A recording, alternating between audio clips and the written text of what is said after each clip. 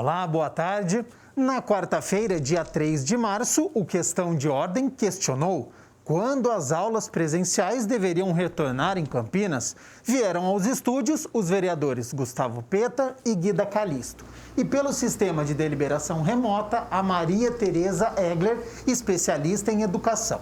Como este assunto é muito extenso, com opiniões divergentes, hoje eu debato com os vereadores Marcelo Silva e Nelson Osseri. E nos estúdios, os dois, de maneira virtual, com a Sinara Espina, que é pediatra. Lembrando a vocês três que eu farei as interrupções apenas quando necessário. O programa e o debate é conduzido por vocês. Você aí de casa, participem com a sua pergunta, com o seu comentário, através do número do nosso WhatsApp. 19 é o nosso DDD, 978293776. O número do WhatsApp está aí na sua tela. Ou você tem a opção de enviar uma mensagem através do nosso QR Code. Você pega o seu celular, abre a câmera como se fosse tirar uma foto. Mira para este QR Code e já vai aparecer na tela do seu celular o WhatsApp TV Câmara Campinas. Você aperta e a gente conversa ao vivo aqui no Questão de Ordem. Marcelo Silva, infelizmente nós completamos um ano desta pandemia. Como é que você tem enxergado esta situação, os impactos que foram gerados na educação? Seja bem-vindo e boa tarde. Muito obrigado, boa tarde, Gabriel. Boa tarde, meu amigo Nelson. Boa tarde, doutora Sinara. Os telespectadores que estão assistindo. Parabéns pelo programa, parabéns pelo tema levantado. Acho que é um tema fundamental, como bem você pontuou. Existem questões distintas, né? Existem opiniões diversas e nada mais justo do que esse programa para a gente debater. Muito triste, né? Depois de um ano, ninguém imaginava que nós estaríamos numa situação dessa, né? Exatamente há um ano atrás, instaurou-se um pânico, né, na população, e a gente vê que hoje está muito pior. As escolas ficaram paradas um tempo absurdamente grande. Eu acho que é uma perda que nós vamos demorar décadas para reparar e para recuperar as nossas crianças, né? Eu falo aí com propriedade por ter 2 filhos e sei da dificuldade que são as aulas online. Se você não tem a mãe por perto, né? Se você não tem a dedicação, é difícil a criança concentrar, ainda mais numa idade de 4, 5, 6, 7 anos, que a criança está numa fase de alfabetização, pré-alfabetização. É importantíssimo o contato com o professor, com os alunos, enfim. Estou aqui jogando alguns temas, obviamente a gente vai ter um longo programa para discutir. São várias questões que estão por trás também disso, né? O abandono também das mulheres, né? Para ficar em casa, para dar atenção para os filhos, a depressão infantil, enfim, acho que são grandes sequelas que demoraremos décadas para reparar. A evasão escolar está gigantesca das escolas, o desinteresse dos alunos é preocupante. Vereador Nelson Osseri, para você, em nenhum momento as escolas deveriam ter sido fechadas neste um ano? Ou você enxerga que depois de tanto tempo não tem mais como permanecer sem a aula presencial, esse modelo? Seja bem-vindo e boa tarde. Então, primeiramente, boa tarde a todos, né, que nos assistem. Boa tarde, Gabriel, Marcelo Silva, doutora Sinara. Tive a oportunidade de realizar uma live, né? A gente debateu alguns assuntos e a verdade é uma só, né? Todo mundo tenta encontrar a receita e eu também tentei encontrá-la. E hoje eu confesso que eu sou contra a abertura das escolas pelo momento e pelos casos que eu deparei, que eu tomei conhecimento, e também em visita algumas repartições, algumas escolas com coordenadores pedagógicos, professores e pais também. Eu considero muito um exemplo onde alguns países, como por exemplo a Finlândia, a Austrália, chegaram a abrir as escolas de forma parcial, né? E essas crianças não se contaminaram, ou aquelas que se contaminaram foi um número bem reduzido, porém os professores que estavam todos os dias se contaminaram de uma forma mais relevante. Então, eu acho que todo debate é válido, nós precisamos encontrar uma solução, aí, um meio termo, para que a gente possa apresentar alguma medida, principalmente os governantes, né, prefeitos, governadores, diante o quadro do seu município, do seu estado, e que possa assim, amenizar um pouco as dores, não só das crianças, né, com quem a gente se preocupa de uma forma em especial, mas também dos pais, né, que tem todas essas dificuldades, como o próprio vereador Marcelo disse, tendo dificuldade para controlar essas crianças em casa, mudar toda a rotina, e também os próprios professores, aqueles que compõem a rede de ensino, né, todos aqueles funcionários que estão presentes, desde a merendeira até o mediador, o coordenador pedagógico, diretores, e considerar também a situação, né, essa avaliação socioeconômica que é importante fazer, de uma criança que estuda num colégio do estado, numa escola pública, aquele que estuda numa escola particular. A escola pública a gente sabe que tem grandes dificuldades até para fazer um jardim. Imagina então, né, colocar todas essas medidas de segurança, álcool em gel, oferecer uma máscara para os funcionários. Então, acho que é muito importante o debate e nós estamos aqui para isso.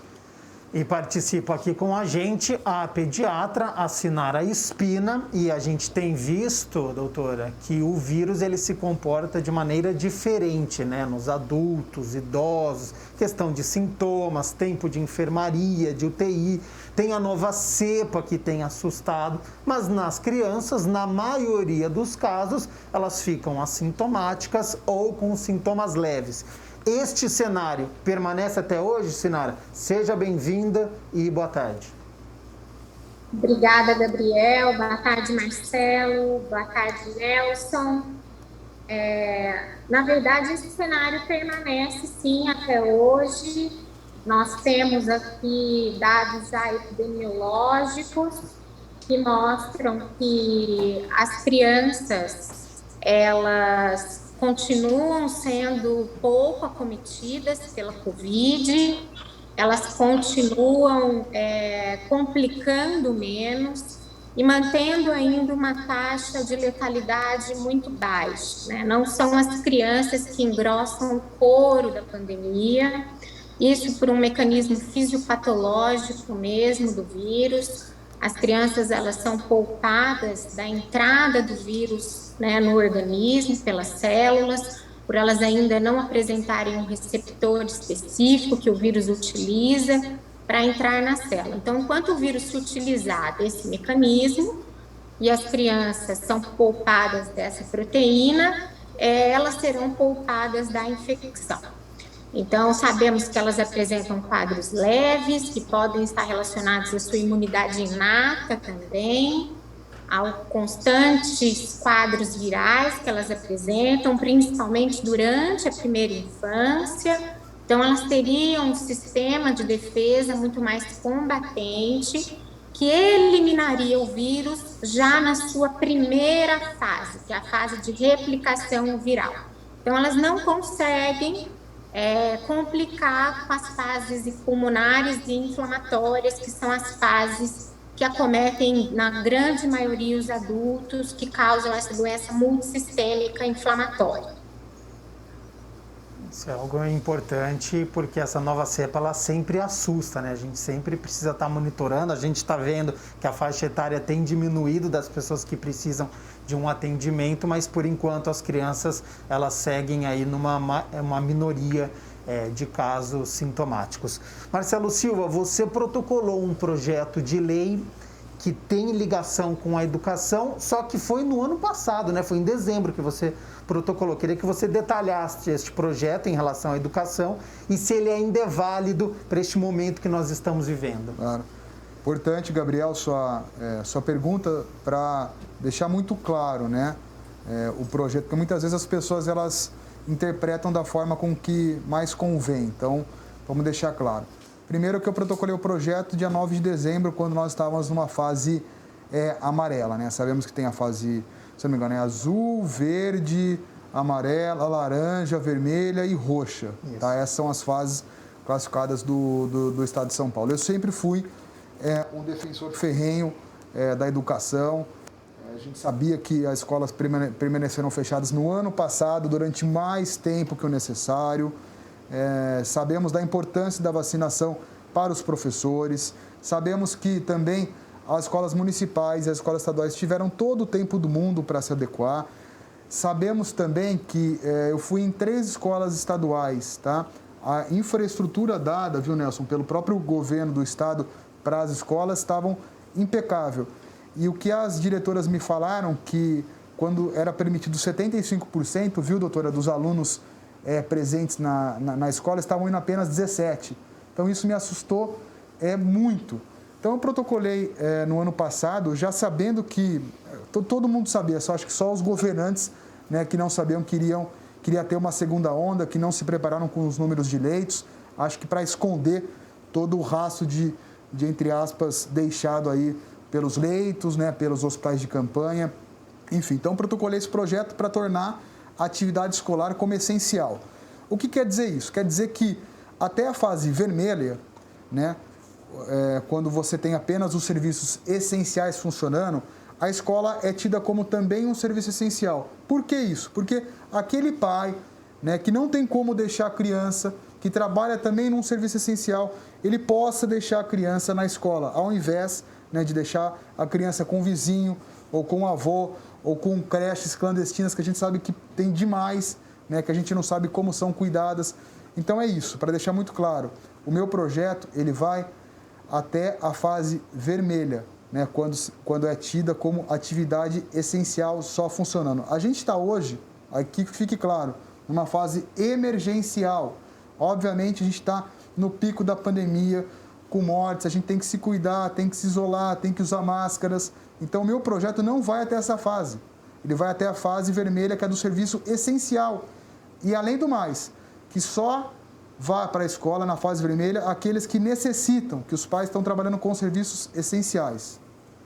Esta fase emergencial que o Marcelo Silva citou vai até o dia 30 de março, pelo menos até o dia 30 de março, de acordo com o governo estadual, porque nós estamos vivendo aí o pior momento da pandemia nesta semana, aumento na média móvel de casos e de mortes, então é compreensível o receio de alguns pais de enviarem os alunos à escola por conta, né, deste contato com as demais crianças.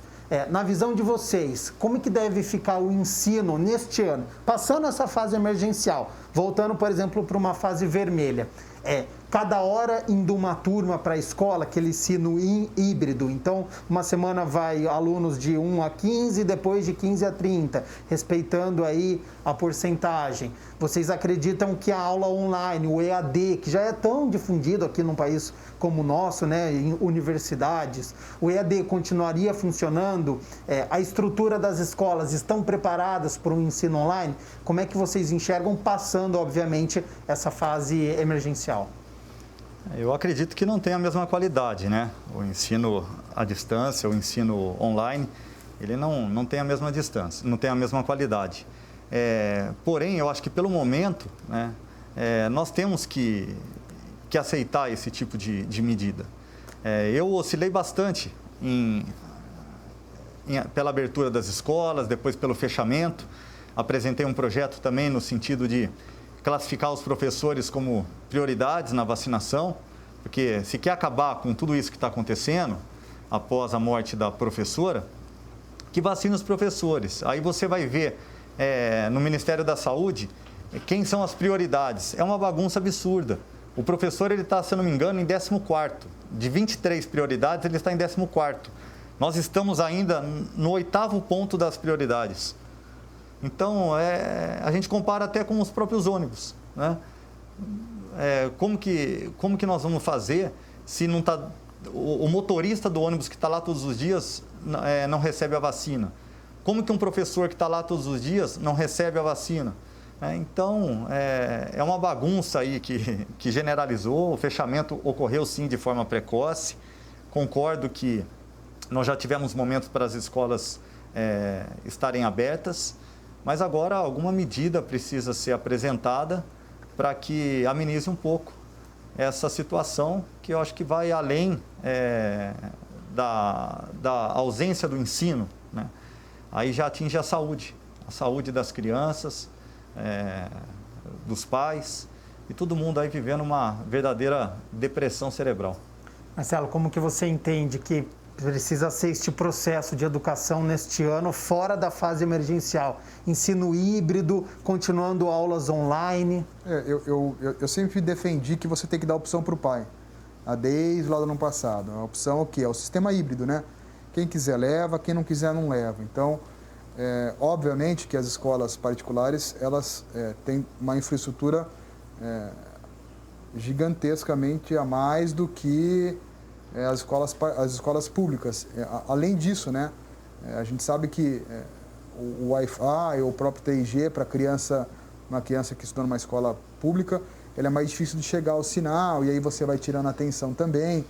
Então, eu sempre fui o defensor do sistema híbrido, para você dar opção, independente da fase que esteja, porque, no meu entendimento, eu acho que a gente não vai chegar no final do ano com 100% dos brasileiros vacinados, que você possa ter aí a tranquilidade de levar seu filho na escola sem os cuidados necessários. Então, se você mantiver esse sistema híbrido, eu acho que vai atender aí a todos, né? Quem quiser leva, quem não quiser não leva, continua em casa. Então, sinceramente, eu acredito que nesse momento, mas mais uma vez, na fase vermelha, só os pais que necessitam mesmo trabalhem com serviços essenciais que levem as crianças na escola. Os que não precisam, continuem em casa.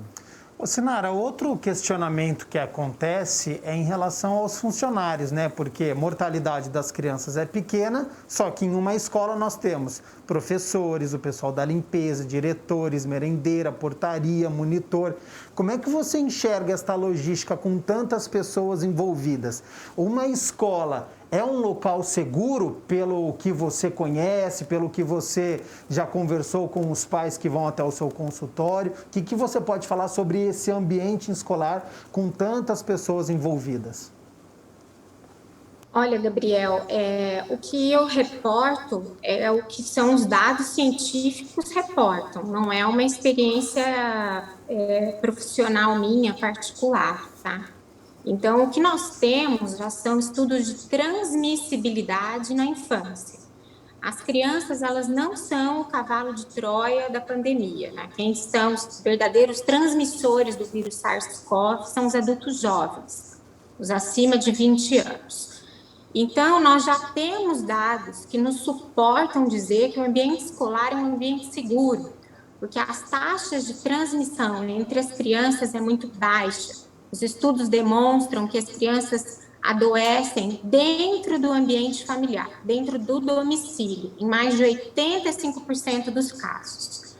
Estudos já divulgados de França, Itália, Bélgica, Austrália, Reino Unido, que abriram as escolas, mesmo em situações que a curva não estava em total declínio, mostram que as transmissões são muito baixas entre as crianças, menores de 0,1%, de um adulto para uma criança de 1,8% e de outro adulto para outro adulto 4,5%. Então, são taxas de transmissão muito baixas, desde que sejam assegurados os protocolos sanitários. Então, nós não podemos quebrar barreiras sanitárias dentro do ambiente escolar.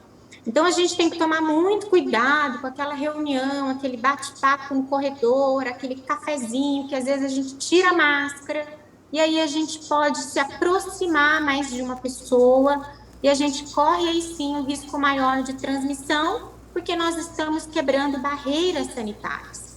Então, a escola é um ambiente seguro não só pelas crianças. Nós não estamos pensando só nas crianças que têm um quadro leve. A escola é um ambiente seguro para os adultos e para os professores. Inclusive, tem um estudo irlandês que demonstra que quem convive com crianças, principalmente as crianças de pré-escola, são aquelas abaixo de 5 anos, estão teoricamente mais protegidos de serem contaminados pelo vírus da Covid. Então, cada vez mais a ciência vem demonstrando que as crianças, elas não transmitem na velocidade que se acreditava que elas transmitiam, porque se inferia que elas iriam transmitir como o vírus influenza, que é o vírus da gripe, onde elas são as transmissoras, tanto que elas são um grupo prioritário de vacinação, elas entram na primeira fase de vacinação contra a gripe, e isso não se confirmou com o vírus SARS-CoV. Por isso que eu quero complementar um pouquinho o que o Nelson falou a respeito da vacinação de professores. Sim. Eu acredito que se nós tivéssemos, se essa for uma premissa para que a gente abra escolas, eu acho que nós temos que, como sociedade, apoiar a vacinação dos professores como grupo prioritário. Mas nós temos que lembrar que os professores, por faixa etária, eles também serão vacinados em grupos prioritários. Então, nós temos os professores acima de 60 anos, que vão ser vacinados na frente dos de 50, acima dos de 40. Temos os professores com doenças crônicas, que também serão vacinados como grupo prioritários. E os professores jovens, que são os professores menores que 40 anos, eles ainda detêm uma taxa de complicação menor pela doença. Então, reitero, se essa for uma medida que faça com que as escolas possam funcionar de uma forma mais tranquila, mais segura, deixando a sociedade como um todo segura do retorno escolar, a sociedade médica, acredito que todos, dão total apoio para a priorização. Mas nós não podemos raciocinar que esse grupo vai ser de acordo com a sua faixa etária e de acordo com a sua comorbidade, também vacinado antes de outros grupos. E isso acontece com todas as profissões. Deveria acontecer, mas eu acho tão difícil, né? Toda essa organização em torno dos professores. Né? Tá muito lento, Nelson. Sim, mas quando coloca o professor, os professores como prioridade, a classe dos professores, independente da idade, né? Sempre prevalece a classe. Então, se é a classe dos professores, é a classe do motorista de ônibus, é a classe das empregadas domésticas, você coloca como prioridade todo aquele montante.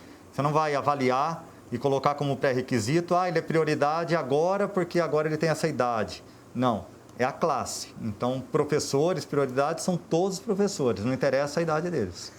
978293776 é o número do nosso WhatsApp. Nós já estamos recebendo mensagens, já que esse é um assunto bastante extenso. A Vitória do Cambuí, ela diz: parabéns, Gabriel, pelo programa, pela escolha do tema. Um comentário: estamos vivendo um dilema. Existem bons argumentos / motivos pelo retorno às aulas presenciais e também pela manutenção do ensino remoto. Sou professora de escola pública e privada e afirmo que as escolas não estão preparadas para receber alunos. Vivemos um pesadelo. Então, muito obrigado, Vitória, pelo seu comentário. Você que é professora está vivenciando na prática aí este retorno e todos os protocolos que estão colocados aí. E também mensagem da Luciana Daminelli da Luz. Ela diz: com testagem dos professores é perfeitamente possível as aulas presenciais. Insistir com o fechamento das escolas é fazer vistas grossas para o aumento de 12 vezes mais violência contra crianças. Essa é uma preocupação que vocês têm também. Eu estava vendo algumas estatísticas, lendo, quando existe violência doméstica, e com o fechamento das escolas, a criança ela fica com o agressor. Então, a chance disso acontecer é maior. Essa é uma preocupação que vocês têm também? Criança longe da escola, em casa, contato com o agressor, longe dos estudos, sem educação. Esse é um dos fatores, né? Que acho que assolou muito a periferia. Né? Você realmente fica com o agressor ou você deixa a criança na rua, né, exposta à violência, exposta à droga, exposta a álcool, você desestimula a criança no estudo, né? Como é que a criança vai assistir uma aula online se não tem o pai, se não tem a mãe, se está com um vizinho lá? Não vai assistir, né? Foi um ano perdido, vai ser um semestre também perdido, como eu falei no começo do programa. Para a gente recuperar isso vai ser, eu acho que décadas. E a distância, mais uma vez, entre as escolas públicas e as escolas particulares, entre os alunos, ela vai crescer demais, né? Como eu comentei também, coloquei um dado técnico para você, e aí eu falo da escola Carlos Gomes, quando era permitido 75% dos alunos, que se não me engano estava na fase amarela ou laranja, apenas 17% estavam indo. Então você já tem também uma evasão escolar absurda dos alunos do ensino médio, né? Onde você tem que se preparar para uma universidade, se preparar para um vestibular. Então, assim, é a violência doméstica, é estar com o agressor, é a exposição ao tráfico, é a exposição ao álcool, é a criança jogada na rua, é a falta de interesse no estudo, e as consequências serão catastróficas para o nosso país. Tem esse receio também, Nelson? Tenho porque eu acredito que a escola ela é um fator de proteção, né? Eu atuo muito junto às escolas com palestras de prevenção às drogas para jovens a partir dos 14 anos, e eu falo com propriedade, né? A escola é o ambiente onde você encontra o pai e o filho. É o ambiente onde realmente o lado social do jovem ele acaba progredindo, né? Então, com esse fechamento, com a falta de vacinação, não classificando, não vacinando a questão dos professores, acaba gerando todo esse momento de refletirmos, né, que medida nós vamos adotar, o que nós vamos fazer. Eu acho que hoje nem aquela opção, né, para o pai nós podemos mais oferecer, porque os pais hoje estão totalmente em pânico, eles não têm mais discernimento, né? Você pode perceber quando resolveram abrir as escolas, o problema que foi, né? Muitos pais recuaram e aqueles que tinham a opinião de mandar o filho para a escola acabaram voltando atrás. E eu mesmo me enquadro, mesmo não tendo um filho hoje matriculado, estudando, eu pensei por várias vezes com a minha esposa. Falava, se a gente tivesse um filho estudando, a gente permitiria, né, se a gente tivesse essa opção de escolher, vamos mandar ou não vamos mandar? A gente entrava em conflito na discussão. Sim. Só que fazendo uma parte, né? É interessante isso que você falou, mas por outro lado, né? Quando estava aberto shopping, supermercado, padaria, né? A gente acabava levando as crianças. Só que, como a doutora falou, né? A escola, óbvio, né? A gente tem a diferença entre escola pública e particular. A escola ela é muito preparada, né? O ambiente escolar, ele até já está acostumado, né, doutora? Com essas epidemias. Eu lembro que, enfim, principalmente na educação infantil, né? Que você tem aquela transmissão, que você tem aquele toque da criança. Ah, não, o pai não quer levar para a escola, mas vai no shopping, vai no supermercado, vai na padaria, toca ali, vai no restaurante, vai no clube quando está aberto. Então, acho que fica uma... É o conflito, né? É um desespero.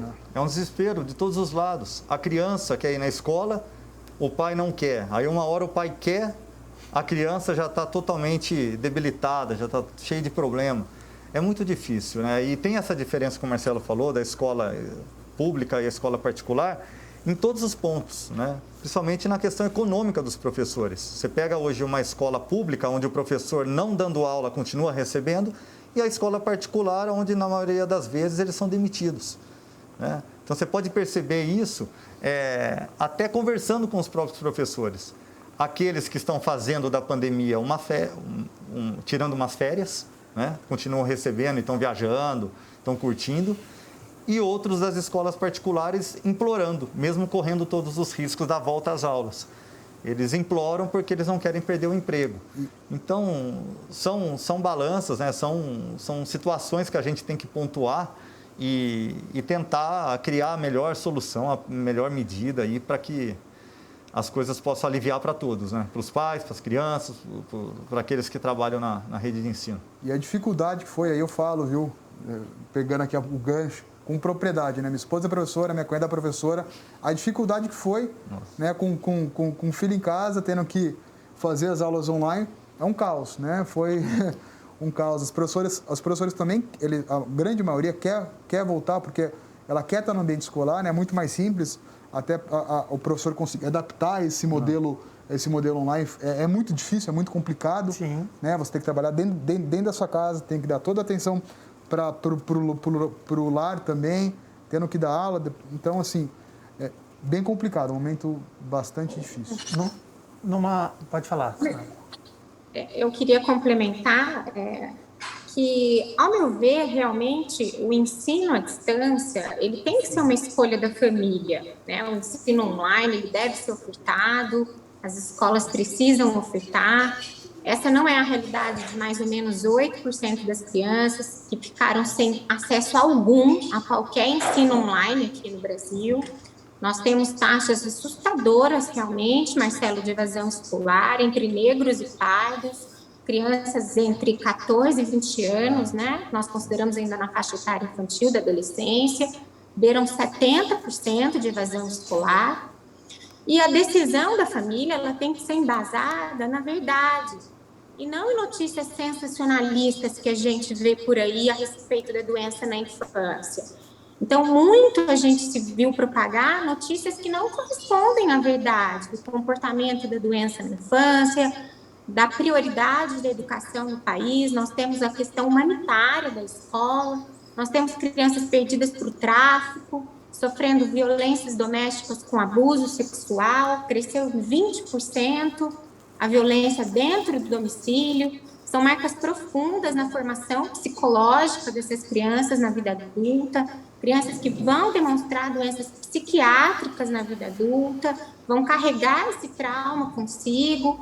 Então, são profundas as marcas para a gente ficar preso em discussões superficiais. O debate é amplo, o debate é complexo, nós precisamos pensar com seriedade nesse retorno escolar, com base em fatos verídicos, e aí sim, a família toma a decisão que lhe cabe, consciente, decidida, orientada. A verdade sobre a doença é que vai fazer uma decisão consciente dos familiares, e não uma decisão pautada no pânico ou no medo.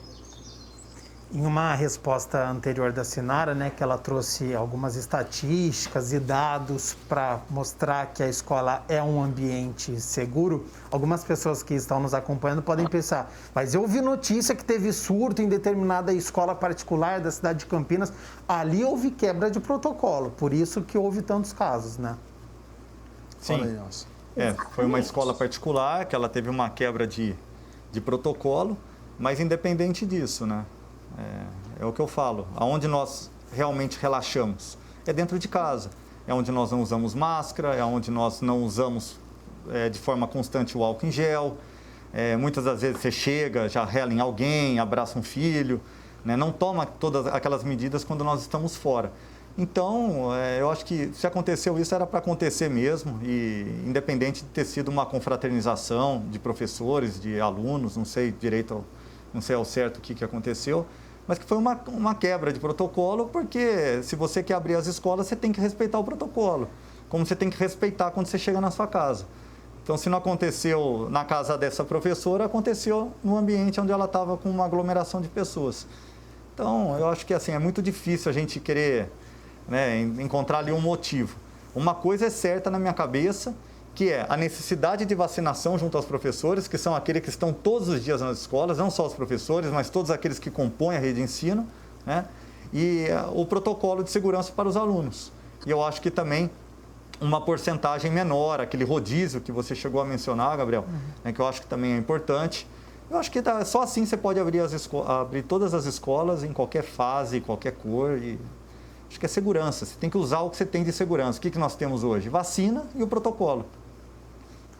Ô, Sinara, eu queria falar um pouquinho sobre a saúde mental das crianças, né? Eu tenho alguns exemplos de crianças de 3, 4 anos que eu cheguei a conviver, que estava chamando todo mundo de amigo por essa carência, né? Porque ela não tinha mais o contato, então ela via alguma criança, ela já chamava de amigo, ela já tinha... no seu consultório, as crianças estão chegando já com depressão, com uma ansiedade, o que você pode dizer sobre a saúde dessas crianças e até de adolescentes também, porque eles acabam sentindo de uma outra maneira, mas tem um efeito também sobre eles. Olha, Gabriel, é triste, né? É triste a gente ver dentro do nosso consultório o que os estudos se impõem, né? A taxa de depressão na infância, depressão, na criança triste não, depressão, beira 47%. A ansiedade, mais de 50%.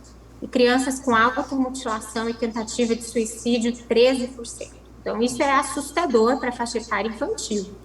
Nós não tínhamos uma incidência tão alta desse tipo de doença. As crianças, elas estão sofrendo realmente a ausência dos amigos, né? As crianças, elas têm um sentimento de pertencimento. Elas precisam pertencer a um grupo e elas estão despertencidas. Elas estão convivendo só com adultos, sem o contato com seus pares. Então, além desses transtornos que você refere, né, de timidez, de carência, de distúrbios do sono, crianças com insônia, com múltiplos despertares noturnos, crianças que não conseguem ter uma noite de sono inteira, uma noite reparadora. Nós temos crianças na idade escolar e na adolescência com transtornos graves do comportamento. Então, essa semana no meu consultório, né, foi semana passada, quer dizer, eu atendi em 2 dias 12 casos, né? Isso é um aumento absurdo. Nós temos que estar preparados para uma onda pandêmica de doenças psiquiátricas na infância. São crianças com fobia, com toque, com automutilação, com agressão aos pais, né? Com agressão violenta aos irmãos. Então, não são casos simples, são casos que precisam de intervenção terapêutica, medicamentosa. Então, nós temos que estar preparados para a consequência da pandemia que vai vir agora.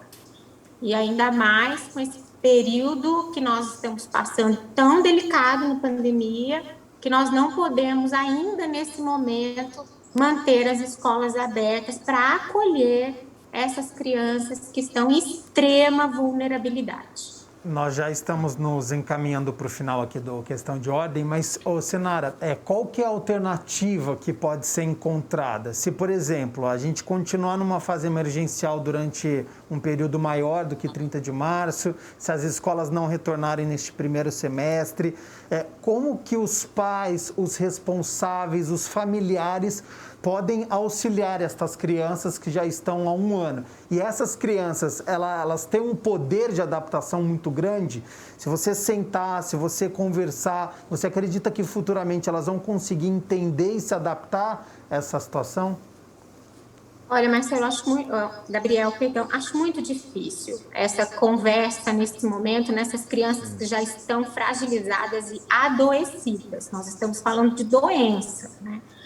Eu vejo que existe uma necessidade de um conjunto de ações. Eu acho que a primeira ação é priorizar a educação no Brasil. Então, nós temos que saber e sempre carregar a premissa que escola é a primeira a abrir e a última a fechar.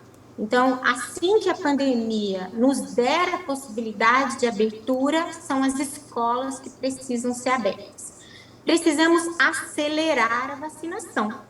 Nós não podemos andar a passos lentos, então precisamos garantir vacinas, então esse é um papel do governo, garantir vacinas, acelerar a vacinação. O PNI é capaz de vacinar por volta de 2 milhões de pessoas por dia, então tendo vacina nós temos estrutura, nós temos equipes treinadas para isso. O Brasil é referência mundial em vacinação, então nós podemos e temos capacidade para isso. E temos que investir em outras áreas que vão corroborar a educação. Então, é investimento no transporte público, é o investimento dentro do ambiente escolar. Então, a gente não pode se conformar que a escola não tem condições de abrir. Os professores, eles estão legítimos nessa briga quando eles dizem que eles não têm condições para trabalhar. Vamos nos unir e dar condições para que eles trabalhem. Implementar PIA, implementar banheiro que funcione, implementar EPI para eles, ofertar EPI para esses professores, para as crianças que porventura não possam ter esses EPIs por conta própria. Então, nós temos que garantir que a escola funcione, e isso se chama priorização. Porque as crianças, elas estão perdendo uma geração. E os impactos, eles não são só educacionais. são impactos econômicos, de oportunidade de futuro, de oportunidade de emprego e oportunidade de redução de criminalidade e população carcerária. É só uma sociedade educada e desenvolvida que tem baixa criminalidade. Então, nós temos que investir em educação se a gente quer ofertar uma possibilidade de futuro para as crianças, porque uma geração está sendo perdida. 978293776 é o número do nosso WhatsApp. Muitas mensagens estão chegando. Selecionei uma aqui, ela não se identificou, mas ela diz: minha filha está no ensino remoto desde março do ano passado, prefiro não arriscar. Vemos que as variantes agora comprovadamente também atingindo crianças, muito triste. Então agradeço todas as mensagens que vocês estão nos enviando. Nos últimos 5 minutos deixei um último tema para a gente poder repercutir aqui, porque falar em educação em tempos de pandemia, nós precisamos falar sobre desigualdade social. Quem tem condição financeira consegue estudar comprando um livro, tablet, iPad que nem este daqui, tem internet, tem tempo para estudar. Mas e quem não tem espaço em casa, quem não tem internet, precisa ajudar os pais que estão em crise financeira? A pandemia escancarou essa situação de desigualdade social. Quem tem condição consegue estudar em casa e quem não tem, como é que fica? Acho que aumentou ainda mais, né? Acho que deixou mais claro, mais evidente e justamente acho que pelo que eu defendo sempre, desde lá de trás, mantendo a minha posição. As escolas têm que ser a última a fechar e a primeira a abrir, porque aí você consegue dar a possibilidade dessa pessoa que não tem a condição, né, do que o pai, por exemplo, precisa estar na rua para trabalhar, de deixar a criança na escola, porque muitas vezes a criança depende daquela alimentação, depende daquele tratamento, tá? Eu falo porque a gente tem uma ONG que a gente trabalha com 80 crianças em período integral, de 3 a 6 anos. Os pais estão desesperados, tá? A gente faz campanhas, mas as crianças querem estar aonde? Na creche, na escola e principalmente no período integral. Quantas mães abandonaram o emprego para ficar com os filhos? Né? Se eu não me engano, doutora, está em 35%, é uma taxa extremamente alta. Né? Então, a gente está falando em vários tipos de desigualdades, são consequências trágicas. Eu espero que a última fala da doutora, que ela ecoe nos 4 cantos, né? Que são dados preocupantes, são dados alarmantes, que a gente está falando com crianças. Né? Quem é pai, que todos somos pais, a gente sabe, quando fala de uma criança em depressão, com vários transtornos, chega a doer na alma, né? Chega a doer na alma, e em razão de uma falta de planejamento, de precipitação de governo federal, de governo estadual, de governo municipal.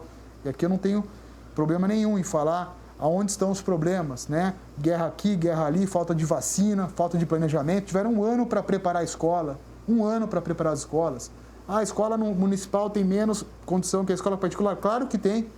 Mas por que 1 ano não prepararam? Por que não teve no momento adequado? Que agora não é o momento de voltar, agora é o momento de ficar em casa. Já está todo mundo cansado, saco cheio de ficar em casa. Como é que faz? A doutora falou, em 10 dias, quantos atendimentos tiveram? Gente, a gente tem uma crise grave, com as desigualdades só aumentando. 1 minutinho, Nelson. Eu tenho essa visão também, concordo plenamente com o que a doutora falou, as estatísticas que ela mostra é realmente preocupante, né? Eu acredito que as escolas não abriram no momento que era para abrir, passaram-se praticamente aí 1 ano e pouco, né? E nós estamos ainda tentando discutir, debater o que nós devemos fazer. Então fica sempre medidas insatisfatórias, medidas que atrapalham toda a população, mas eu tenho um olhar diferente para a periferia, para aquelas pessoas menos favorecidas, né? Eles já correm riscos muito piores do que o próprio coronavírus, né? Então, o desespero deles, com toda certeza, é maior. O coronavírus é uma doença de rico e por isso que preocupa todo mundo. É uma doença que, infelizmente, quando atingiu a massa, atingiu a periferia, por isso eles não se preocupam tanto e não usam de todos os protocolos e porque querem que os filhos voltem à escola, é porque normalmente a mãe ali, ela tem um problema com o filho já no tráfico de drogas, ela não tem saneamento básico, ela já pegou dengue 300 vezes, o filho já perdeu 2, 3 filhos para o tráfico de drogas. Então, O que é um coronavírus para ela? Então, a questão da escola, ela entra ali como um fator de proteção, que é a única coisa que ela tem. Ela não tem uma praça, que realmente que poderia ser utilizada para uma atividade física. Ela não tem um posto de saúde com médico, que possa oferecer ali um tratamento adequado para uma situação ali da família dela. Então, ela só recorre à escola, como um verdadeiro...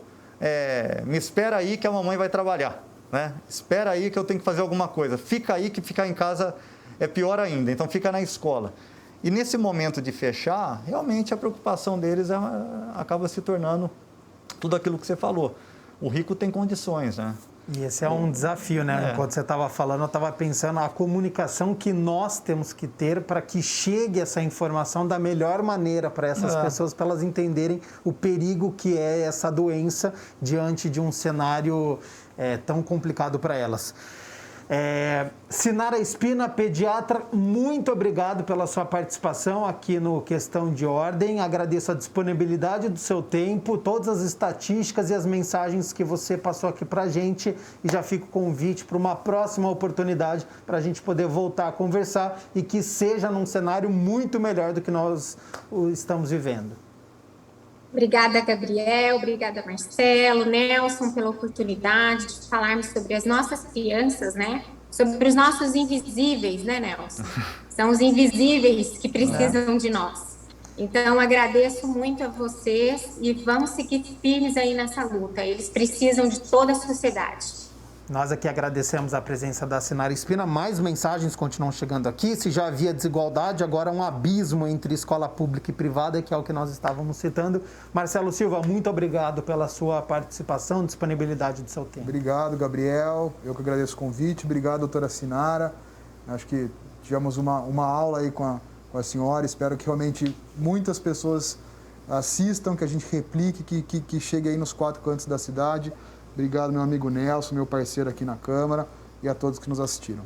Nelson, obrigado pela sua participação e disponibilidade também do seu tempo. Eu que agradeço toda a oportunidade. Mais uma vez, cumprimentar a doutora. Eu não vou chamar de senhora, viu, doutora? Muito obrigado não precisa, ao Marcelo. Eu dispenso. O Marcelo que está nessa bandeira aí também já há um bom tempo, né? Até pelo fato da esposa ser professora, está por dentro de tudo. E falou com muita propriedade. Então, parabéns aí pelo tema que vocês trouxeram para a TV Câmara e para toda a população. E eu agradeço a você também pela sua companhia, pela sua audiência e por todas as participações que nós recebemos sobre este momento, né, ideal do retorno às aulas de forma presencial. Continue aqui na TV Câmara Campinas, daqui a pouco às 4 horas da tarde tem reunião ao vivo, então continue aqui e a gente se vê na quarta-feira que vem às 3 horas da tarde. Até lá, tchau, tchau.